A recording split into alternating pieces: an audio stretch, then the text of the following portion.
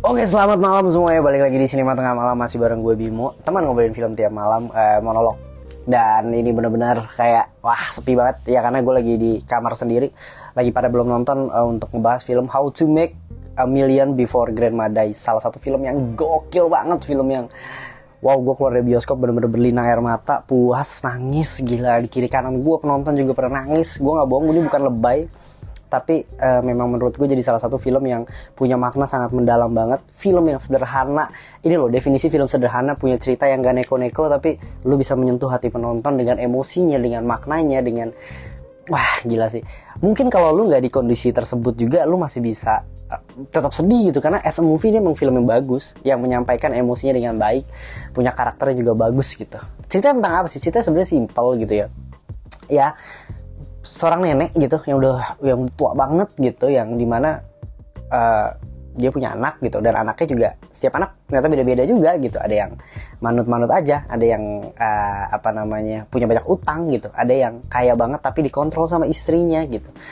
Ada cucu yang malas banget melanjutin tradisi, kayak aduh malas nih ke rumah nenek, ngapain sih setiap minggu ke rumah nenek, ngapain sih, udah bosen, kita jalan-jalan aja, kita jalan, dan lain sebagainya gitu. Ya itu anak-anak sekarang gitulah.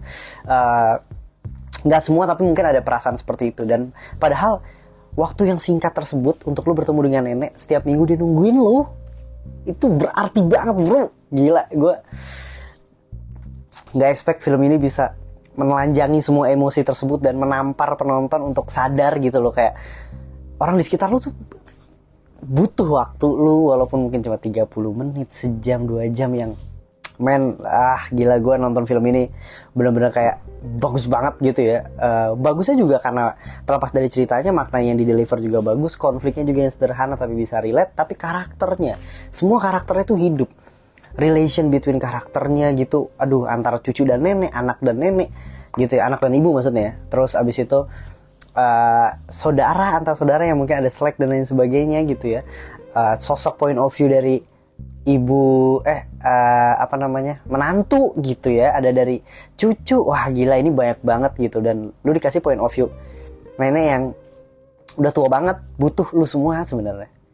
Dan dia tuh nggak kekurangan, dia tuh bukannya kayak aduh nenek udah tidur aja di rumah gitu, tapi dia tetap pengen kerja, bukan karena dia kekurangan, tapi karena itu udah menjadi kebiasaan dia gitu, yang ngebuat gue di sini bagus banget sih. Sinematografi juga sangat sederhana, desain produksinya menurut gue sederhana tapi bagus gitu ya. Gue suka banget sama beberapa pengambilan gambar di film ini juga.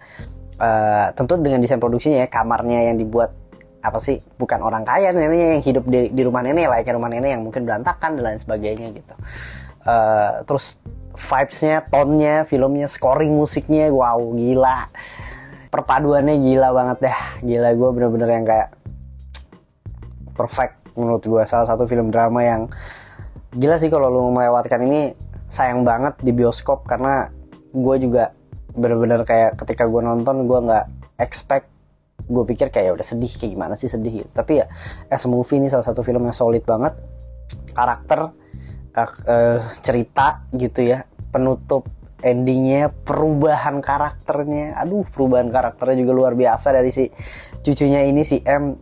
Gue sampai kayak mes banget gitu, yang kayak ya akhirnya tersadar aja gitu loh. Lu ketika lu keluar dari film ini, lu mungkin tersadar, lu masih punya nenek gitu, atau mungkin ke ibu lu gitu, yang nanti ketika lu udah tua lu akan merasakan hal ini loh gitu. Ini kayak suatu cycle yang akan terus berputar gitu, yang mungkin akan lu rasakan gitu.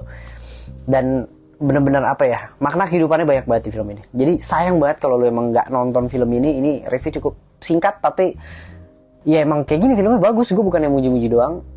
Kalau lihat dari kekurangan, gue nggak tahu sih. Gue nggak melihat ini sebagai film yang mungkin ada gitu ya kekurangan, kayak misalnya secara pribadi gue merasa bisa sedikit lagi endingnya tuh dibikin sedih lagi gitu. Karena menurut gue sedihnya tuh malah ada di tengah-tengah, sepanjang perjalanan film tuh sedih, tapi endingnya gitu ya, gue malah merasakan feel yang sedihnya tuh nanggung gitu. Ya mungkin itu salah satu opini gue gitu ya, yang gue rasakan gitu. Tapi overall gue suka gitu, karena ya nonton film ini lucu, ketawa, nangis, itu ada semua di sini.